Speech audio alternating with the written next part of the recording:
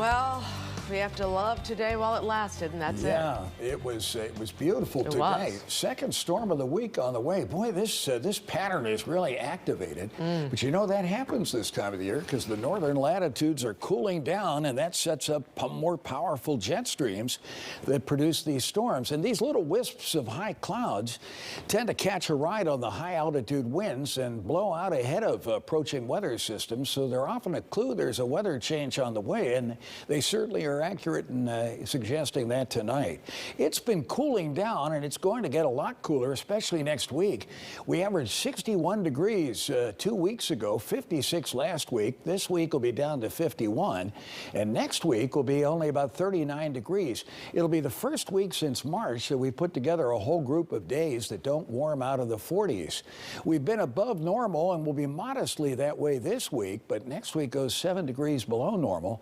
We've even had a couple of computer models suggest that there might be some flurries of snow nearby, and that syncs up with climatology around here because the average first date of flurries is on or about October 31st. 56 was our high temperature today. It was 58 down in Indianapolis, but tonight we're down in the 40s, and we have an easterly wind coming in. That's not all bad because it comes off upper 50-degree lake waters, and that'll keep the temperatures from crashing down to frost level, except maybe out in the far western suburbs tonight. Southeast winds are at 3. Boy, are those going to pick up, and there is the 48 at O'Hare with an 80% relative humidity.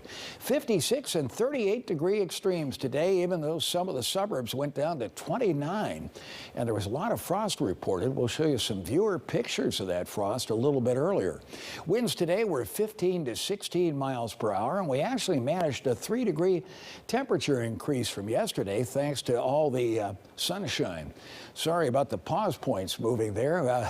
Our computer fools us at times. These are temperatures out in the suburbs. Now, these are the areas where there might be a patch of frost out towards Sycamore, Lake Geneva, Harvard, areas like that. On the other hand, it's in the 50s here in the city and close to the lake, and you can see the beautiful sunset scene as folks were driving home this evening.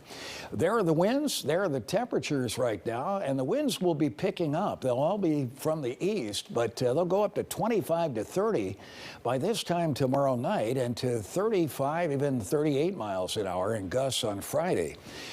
Coming off the warm lake waters, that'll at least keep the temperatures with the rain from dropping too far. No snow out of this system, but it is a windy storm system. Its patchy rains will spread in tomorrow and then become widespread and area-wide from about lunchtime forward through the day on Friday, with lake waves doubling in size between tomorrow, when they'll be about 4 feet, to Friday, when they'll go up to 7 to 8 feet. Not quite the 12 to 14-foot behemoths we had coming in on Friday, but pretty respectable. And look how the cloud cover increases. But of course, the big question is how much more rain is coming, and it's not the 2 to 4 inches we saw and more than that in places earlier in the week. But on the other hand, this is a pretty respectable rain and comes in the wake of a summer where we couldn't buy rain.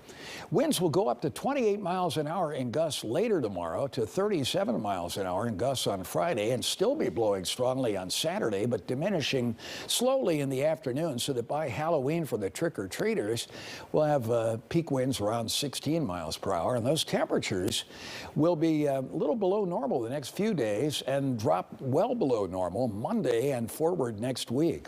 And as far as the rain chances go, they go up to 100%. It won't start that way, but the rain will develop tomorrow, run tomorrow night and Friday, and even into Friday night around the area before moving out as sprinkles early in the day. So where is the storm? Here it is, and it's starting to curl up because we've got a big upper low, what's called a closed low. So this thing's going to take on quite a comma-shaped configuration on the satellite. There it is, right there.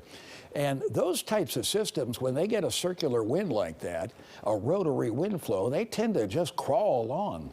So once this thing gets into the area, it's going to stick around for a while. Here's where the rains are now. They've crossed the Mississippi down by St. Louis, coming into Illinois, and they'll be pressing farther and farther northeastward as the time goes on.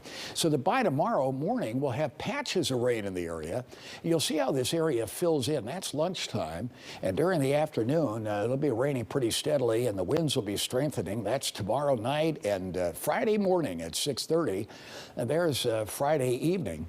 So you can see we've got quite a rain on the way as this thing wraps up. The isobars pack indicating it'll be a big wind machine around here. In fact, they have wind advisories in all the areas in yellow, tornado watches down in the Mississippi Delta area into the Florida Panhandle, and there are even high surf advisories around Tampa, St. Pete, with coastal flood watches and advisories out in the mid-Atlantic, because this storm will actually make its way there. And tomorrow could be quite a severe weather outbreak through the Sunshine State up into Georgia and the Carolinas. There were tornadoes today, some of them caught on video. You may have seen them online, and we've had them on the broadcast here.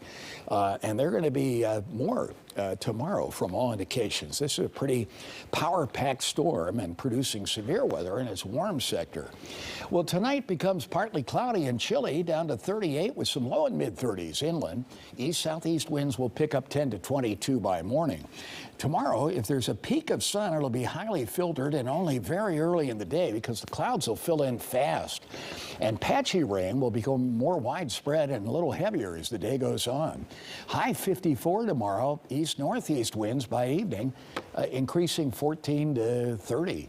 And then tomorrow night, rainy and windy with gusts building 30 to 35, but we'll stay at 52 with the winds off the warm lake waters. And believe me, that won't feel warm with that kind of wind blowing and the rain coming down horizontally. And rainy and windy on Friday, high 54, still gusty winds.